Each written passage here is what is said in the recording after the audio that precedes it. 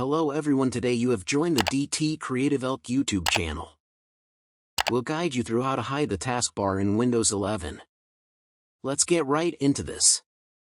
You may want to go and hide your taskbar to go and optimize for maximum space on your screen, or there may be another reason, it doesn't matter why.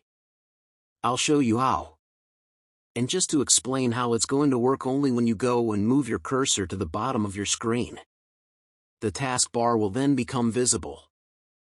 And once you're in your taskbar settings, it will be in sort of a personalization part.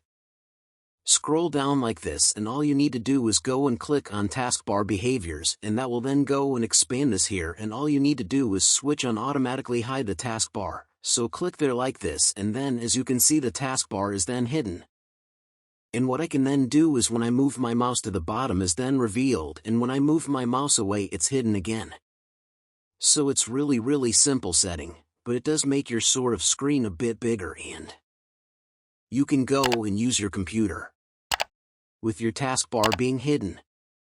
If you found this useful, please consider leaving a like this.